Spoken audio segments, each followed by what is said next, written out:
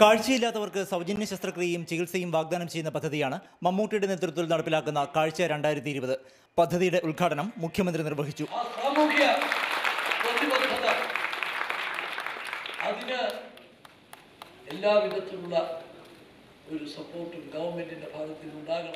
സമ്മേളനത്തിനൊടുവിലാണ് സംഘാടകർ അപ്രതീക്ഷിതമായി മമ്മൂട്ടിയുടെ പിറന്നാൾ രഹസ്യം വെളിപ്പെടുത്തിയത്. വേദിയിൽ തന്നെ കേക്ക് മുറിച്ചു. മമ്മൂട്ടി ഉമ്മൻചാണ്ടിയുടെ വായിൽ കേക്ക് വെച്ചു കൊടുത്തു. തുടർന്ന് ഉമ്മൻചാണ്ടി മമ്മൂട്ടിക്ക് കേക്ക് മുറിച്ചു നൽകി.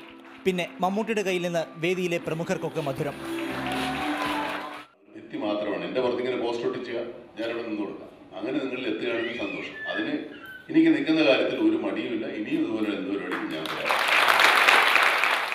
ഐസ് ബക്കറ്റ് ചലഞ്ചിനോടുള്ള തന്റെ എതിർപ്പ് മമ്മൂട്ടി തുറന്നു പറഞ്ഞു. മരം വെച്ച് പിടിപ്പിക്കാനുള്ള തന്റെ ഉദ്യമത്തിൽ ഏവരുടെയും സഹകരണം അഭ്യർത്ഥിച്ചു. ഇവർക്ക് പറയുന്നത് എന്തോ കുഴപ്പമുണ്ടോ ഈ ഐസ് വെള്ളം വേസ്റ്റാക്കുന്നതിനപ്പുറത്തേക്ക് എനിക്കൊരു പ്രയോജനം തോന്നിയില്ല. അതെന്റെ വ്യക്തിപരമായ കാര്യം. ഓരോ മരം വെക്കുക, അതിനൊന്ന് സ്പോൺസർ ചെയ്യുക, അതിന് വെള്ളം ഒഴിക്കുക, അത് വളർന്നവർ കരുവാകുന്നവരെ നമ്മൾ അതിന് ശുശ്രൂഷിക്കുക. Palliative care, care and share തുടങ്ങിയ ജീവകാരുണ്യ പ്രവർത്തനങ്ങൾക്ക് പിന്നാലെയാണ് ഏവർക്കും കാഴ്ച എന്ന ലക്ഷ്യവുമായി മമ്മൂട്ടി കാരുണ്യത്തിന്റെ സന്ദേശമേകുന്നത്. മാതൃഭൂമി ന്യൂസ്, കൊച്ചി.